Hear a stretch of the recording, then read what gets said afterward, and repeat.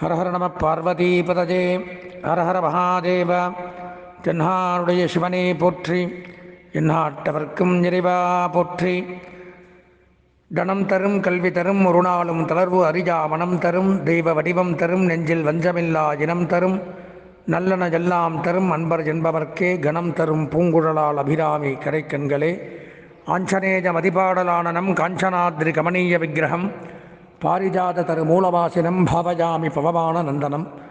யத்ர யத்ர ரகுநாத கீர்த்தனம் தத்ர தத்ர கிருதமஸ்தகாஞ்சலிம் பாஷ்பவாரி பரிபூர்ணலோச்சனம் மாருதிம் நமத ராட்சசாந்தகம். பேரன்பு சார்ந்த நேயர்களுக்கு முதற்கண் வணக்கங்களை தெரிவித்துக் கொண்டு உங்களுடைய ஜோதிட ஆச்சாரியர் ஜோதிட குரு சிவஸ்ரீ டி சரவணமாணிக்க சிவாச்சாரியர், முதல்வர், காஞ்சி காமகோடி பீடம், வேத சிவ ஆகம பாடசாலை.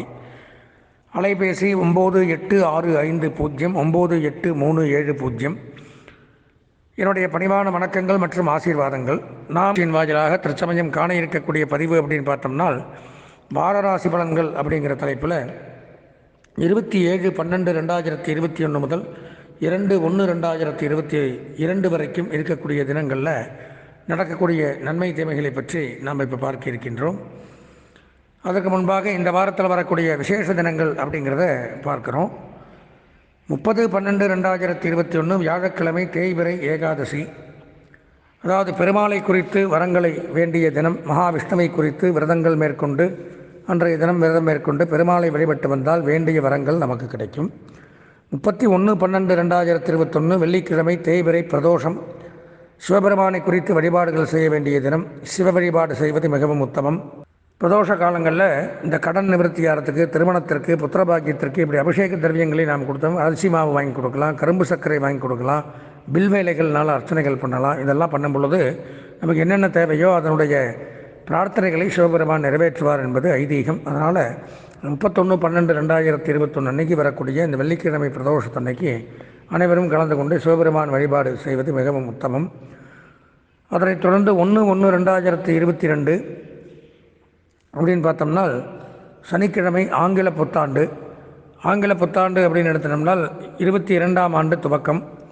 அன்றைய தினம் எல்லோரும் புத்தாண்டு கொண்டாடுவீங்க. கிபி 2022ஆம் ஆண்டு ஆங்கில புத்தாண்டு.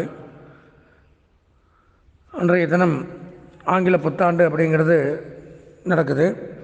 2/1/2021 அப்படின்னு பார்த்தோம்னா 2/1/2022 ஞாயிற்றுக்கிழமை சர்வ அமாவாசை.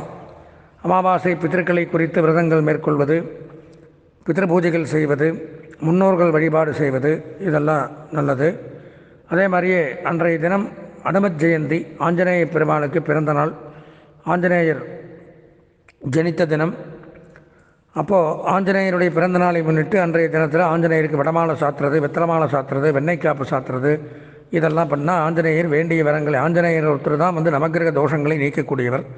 அப்போ அவரை குறித்து வழிபாடு செய்தோம்னா அன்றைய தினம் நவக்கிரக தோஷங்கள் எல்லாம் விலகி என்னென்ன பிரார்த்தனைகள் நமக்கு இருக்கோ அது எல்லாமே ஆஞ்சநேய பெருமான் நமக்கு நன்மையை தருவார் என்பது ஐதீகம். இந்த வார சந்திராஷ்டமம் அப்படின்னு பார்த்தோம்னா கும்பம், மீனம், மேஷம்.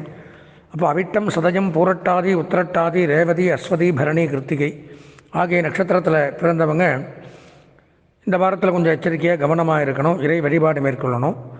தொடர்ந்து நாம் மேஷராசி முதல் மீனராசி வரைக்கும் இருக்கக்கூடிய 12 ராசிக்கு உண்டான பலாபலன்களை காண்போம். அன்பார்ந்த மகம், பூரம், உத்திரம் ஆகிய நட்சத்திரத்தில் பிறந்த சிம்மராசி நேயர்களுக்கு வாரராசி பலன்கள் அப்படிங்கிற தலைப்பில் 27/12/2021 முதல் 2/1/2022 வரைக்கும் இருக்கக்கூடிய தினங்களில் நடக்கக்கூடிய நன்மை தீமைகளை பற்றி பார்க்குறோம். இந்த வார பலாபலன்கள் அப்படின்னு எடுத்துட்டால் ராசிக்கு 10ஆம் இடம் சொல்லக்கூடிய தொழில் ஸ்தானம், ஜீவனஸ்தானம், கர்மஸ்தானம் அப்படிங்கிற இடத்துல யோககாரகனாகி ராகு பகவான் சஞ்சரிக்கிறார். அது மிகச்சிறப்பு. அப்போ தொழிலில் யோகங்கள் ஏற்படும். தொழில் என்ன தொழில் பண்ணாலும் அதில் முன்னேற்றங்கள் அதிகரிக்கும்.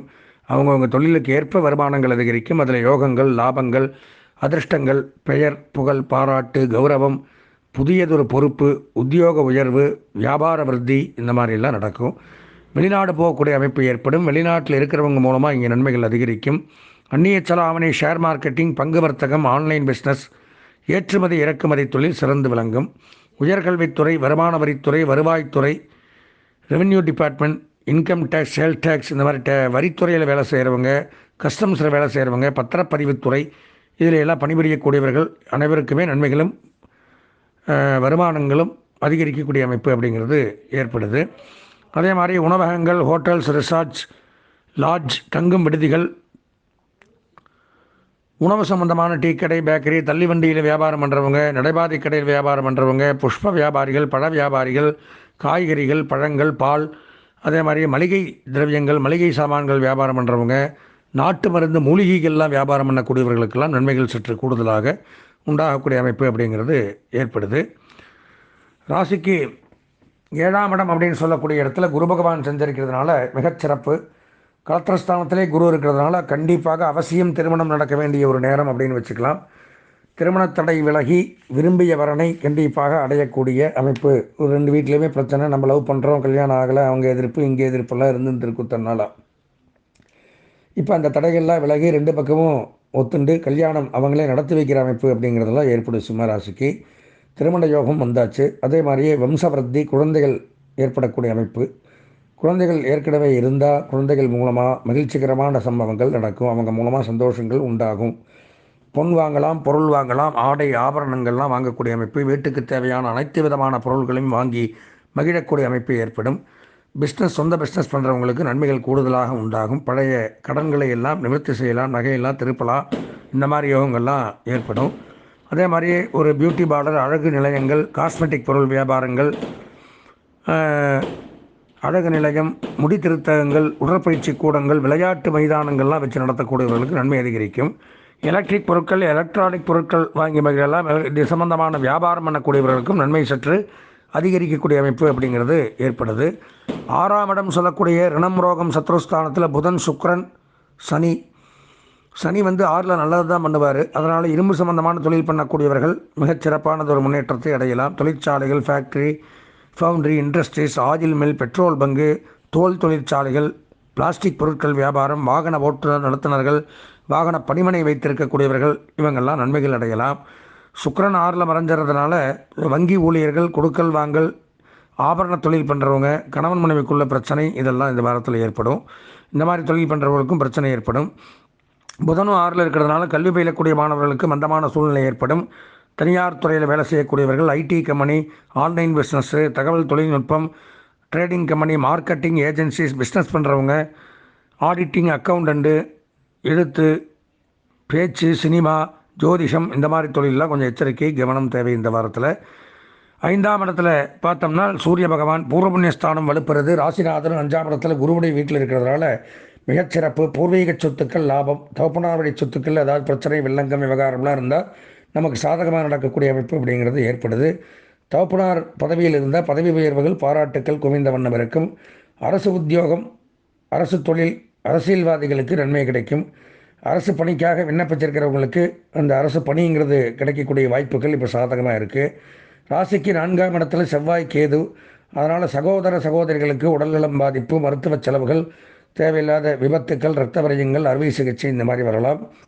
கோர்ட்டு கேஸ், வம்பு வழக்கு, காவல்துறை பிரச்சனையும் வரலாம். நமக்கில்லை, கூட பிறந்தவங்களுக்கு. அதே மாதிரி நமக்குன்னு பார்த்தோம்னா பூமி லாபம், மனை லாபம், வீடு லாபம். பூமி வாங்கலாம், மனை வாங்கலாம், வீடு வாங்கலாம், வீடு கட்டலாம், கட்டிய வீட்டை வாங்கி கிரகப்பிரவேசம் பண்ணுறது இந்த மாதிரிலாம் ஏற்படும். விவசாயிகள், வேளாண்மைத்துறை, நிலத்தடி நீர் அகழ்வாராய்ச்சி, நெடுஞ்சாலை பணியாளர்கள், கட்டுமான பணியாளர்கள், விஞ்ஞானிகள், ஆராய்ச்சியாளர்கள், மருத்துவர்கள், மருத்துவ கல்வி பயிலக்கூடிய மாணவர்கள், கப்பல் போக்குவரத்து, கப்பல் படை, விமான போக்குவரத்து, விமானப்படை, ரயில்வே துறையில் பணிபுரியக்கூடியவர்களுக்கு நன்மை சற்று கூடுதலாக உண்டாகும். மின்சாரத்துறையில் இருக்கிறவங்களுக்கு நன்மைகள் அதிகரிக்கும்.